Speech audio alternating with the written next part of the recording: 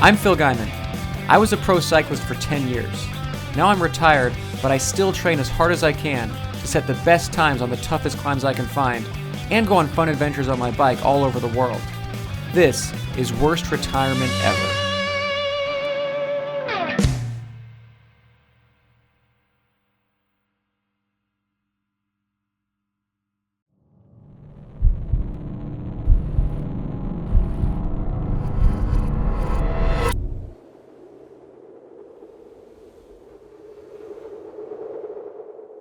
It's the best feeling. All of your senses are really, they're heightened, they're on, and something clicks in your ear and you just hear your heartbeat and the wind, and that's sort of all there is in the world.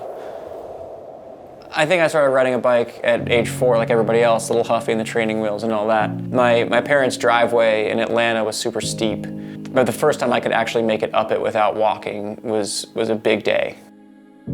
I went to college and I didn't know anybody at University of Florida, so I just joined the cycling club there. And the first race I did, I was like in the lowest category, but I did everything wrong and I still won. Honestly, I think it was the first thing I ever felt like I was good at in my entire life. I was 19.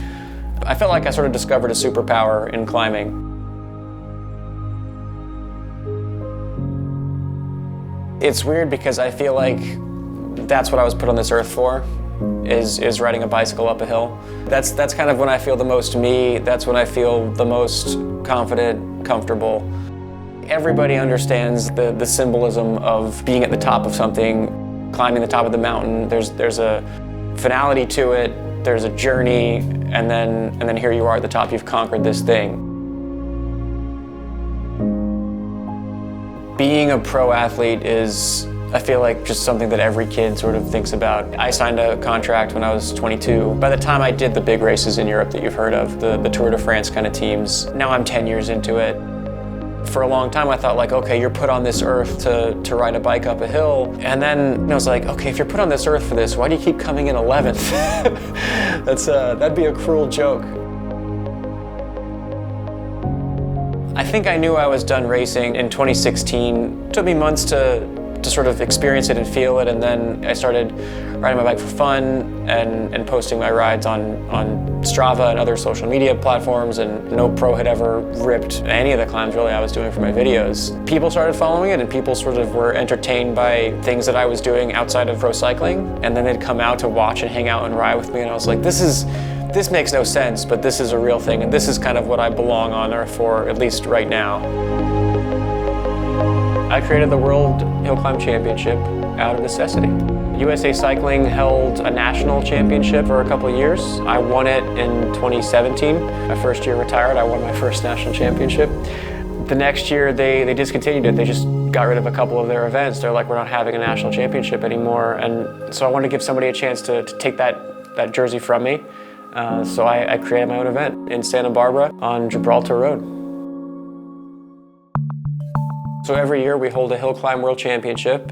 Me being World Hillclimb Champion, if you don't think that's legit, then the best way to do that is to come drop me. It's the only way to do it. We have categories for tandems, we have people in costumes. It's a bike race mullet, so it's a race at the front and a party at the back. Gibraltar is a super fun climb. It's amazing weather out, and we have a really awesome community in cycling, and so I love being part of something like this.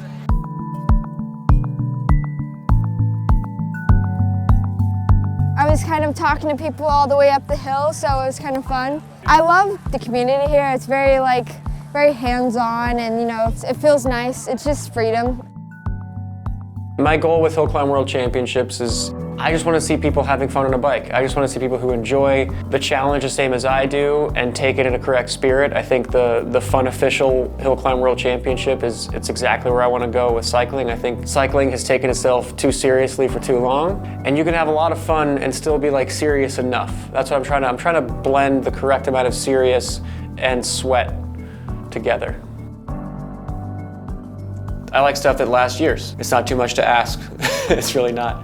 I use the Mavic UST tubeless tires, so it's 80, 85 PSI depending on how bumpy the pavement is. I feel like when I'm happy is when I don't notice anything. The bike is just, everything's humming along and it's part of me. Having all the right gear and having it tuned and fresh definitely makes for a better experience.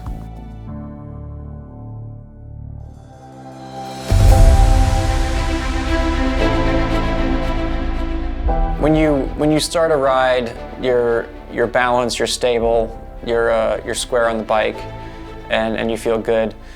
As you go, as you sort of get towards the end, your mind goes a little bit, your concentration is sort of, you're not thinking as far ahead, you're not thinking about pacing anymore, it's too late. You might start kind of squeezing the handlebars and leaning over. You dig deeper, you do whatever you can, and everybody's doing the same thing and dying a different version of their death. Now when the race started, it did get a little more serious. It was tough racing across all the categories and age groups. In my race, all my equipment went perfect, and I attacked early like I did to win the year before. But there was one pro named Arya Kiani who I couldn't drop. He stuck with me for 30 minutes up at 8% grade. And I beat him in a sprint, but barely. That'll give me something to think about when I'm training this year. When you reach the top of the hill, if you did it right, you're completely empty. It's pain, but it's a good feeling.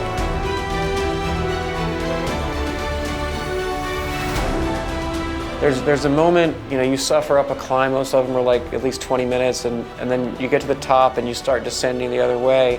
There's one turn where it's the first time you see the ocean that day, and like that's the moment. Like that's the moment where it's like, that's when the ride kind of starts, and it's the best part. There's that little blue, and the rest of your day is just the breeze and the salt air. I think when I'm riding, the emotions I feel most are peace and it's freedom. That's what I go out there for.